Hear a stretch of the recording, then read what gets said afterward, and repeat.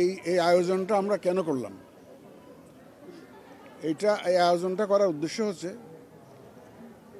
যে একটা আদর্শ, একটা আইডিয়াল সিচুয়েশনে আমরা যে নির্বাচন দেওয়ার জন্য জাতির কাছে ওয়াদা দিয়েছি, একটা সুন্দর গ্রহণযোগ্য পার্টিসিপেটরি ইলেকশন উপহার দেওয়ার যে একটা ওয়াদা দিয়েছি, সেটা আয়োজন করতে গেলে একটা পোলিং সেন্টারে কী ধরনের আবহাওয়া থাকা দরকার, কী ধরনের পরিবেশ থাকা দরকার, ভোটারদের কিউ কীরকম হবে, পুলিং অফিসাররা কীরকম করে বসবে, প্রিসাইডিং অফিসাররা কীরকম করে বসবে, সার্বিক বিষয়াদি, ইভেন আপনাদের সাংবাদিক ভাইদের ভূমিকা কীরকম হতে পারে, যাবতীয় বিষয়াদি আমরা আজকে প্র্যাকটিক্যাল ডেমনস্ট্রেশনের মাধ্যমে দেখতে চেয়েছি এই একটা মক ভোটিংয়ের এক্সারসাইজের মাধ্যমে।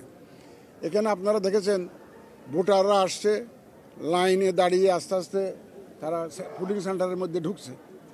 তারপরে ওই যে স্লিপটা নিয়ে দেখাচ্ছে, পুলিং অফিসার ডাক দিচ্ছে, তারপরে ওই যে assistant presiding officer ballot paper দিচ্ছে, তারপর ওই যে মার্কিং সিল নিয়ে প্রাইভেট রুমে ঢুকে ভোট দিয়ে বাক্সে ফেলতেছে। এই এক্সারসাইজটা অনেকেই জানে না, কিন্তু বিশেষ করে আমাদের যারা নতুন ভোটার প্রথমবারের মতো ভোট দিবেন, তারা জীবনে এই ভোট দেখেই নাই।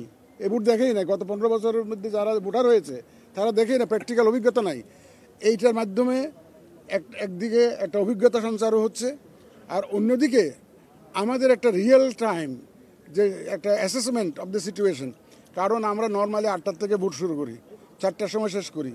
এখন আমাদের অতিরিক্ত দায়িত্ব হিসাবে একটা রেফারেন্ডাম, একটা গণভোট একটা এসছে। এই গণভোট একসাথে করতে হবে আমাদের। তো গণভোট যদি একসাথে করতে হয়, তাহলে আমাদের টাইম ম্যানেজমেন্টের একটা বিষয় আছে।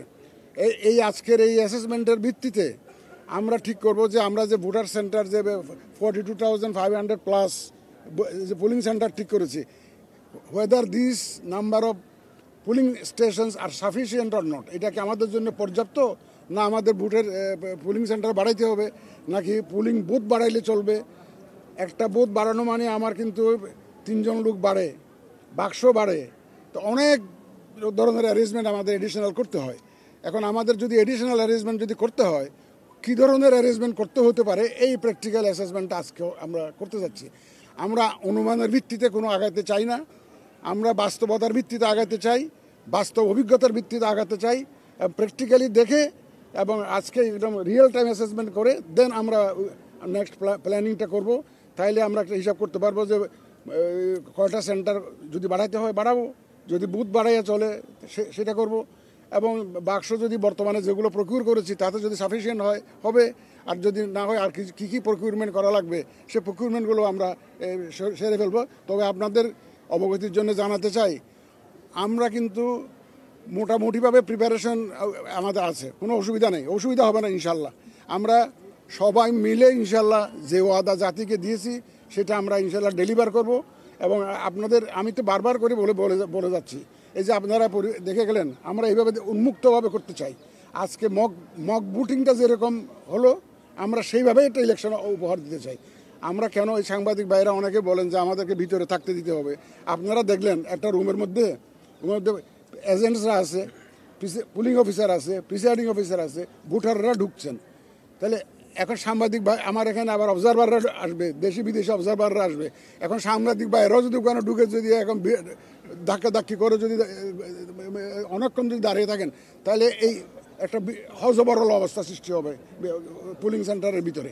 এইটা অ্যাভয়েড করার জন্য আমরা বলছি যে আপনারা একটু নিজেদের বিবেক অ্যাপ্লাই করে নির্দিষ্ট সময়ের মধ্যে আপনারা কাজটা সেরে আপনারা বেরিয়ে যাবেন। এই জন্য এটা কিন্তু আপনাদের কার্যক্রম বাধাগ্রস্ত করার জন্য নয়, not to obstruct your activities, not to obstruct, it is just for the sake of management of the centre. সেই অ্যাসেসমেন্টটা আজকে হবে। আর আমাদের রিয়েল টাইম অ্যাসেসমেন্টটা আজকে তো একটা দেখলাম যে এই যে আপনি যে কথাটা বললেন, এটাও তো একটা এক্সপিরিয়েন্স, যে দাঁড়িয়ে থাকতে হচ্ছে, এটাও তো একটা এক্সপিরিয়েন্স। এটা আমরা অ্যাড্রেস করবো। যত ধরনের ল্যাপসেস হবে আজকে যেগুলো we will be able to assess the gaps in our planning. আমাদের প্ল্যানিংয়ে যে গ্যাপসগুলো আছে, যে ঘাটতিগুলো আছে, এগুলো আমরা আজকে প্র্যাকটিক্যাল অভিজ্ঞতার ভিত্তিতে আমরা এগুলো মিট আপ করে ফেলবো। আমি এখন তো জানার কথাও না, আমরা হ্যাঁ, এই যে গণভোট নিয়ে প্রচারণা এখনো ওইভাবে শুরু করিনি তো। একটা সরকার এবং ইলেকশন কমিশন মিলে ব্যাপক প্রচারণা চালাবে এই গণভোট নিয়ে। গণভোটের যে বিষয়গুলো, এটা আমাদের একটা প্রচারণার বিশাল অংশ জুড়ে থাকবে। প্রচারণাটা যখন শুরু হবে তখন না আপনি বুঝতে পারবেন যে মানুষ জানলো কি জানলো না।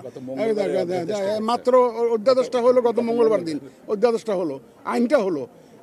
আইন হওয়া মানে হচ্ছে ইলেকশন কমিশনকে অথরাইজ করা টু কন্ডাক্ট দি রেফারেন্ডাম।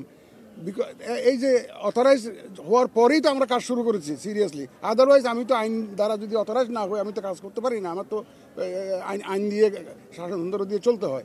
সুতরাং আমরা এখন তথ্য মন্ত্রণালয়কে দায়িত্ব দেওয়া হয়েছে, এই যে কালচারাল মিনিস্ট্রিকে দায়িত্ব দেওয়া হয়েছে প্রচারণা চালানোর জন্য। আমরাও আছি সাথে, আমরা সাথে মিলে এই প্রচারণাটা ব্যাপক প্রচারণা করব। আর একটা শুনেন, আপনাদেরও তো একটা দায়িত্ব আছে, আপনারাও এই দেশের নাগরিক, আমরা আপনাদেরকে মূল্যায়ন করি।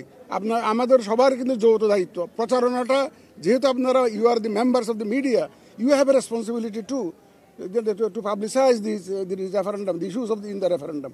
এটা আপনাদেরও দায়িত্ব আছে যে রেফারেন্ডামে কী কী বিষয়গুলো আসছে আপনারা ওটা প্রচার করবেন।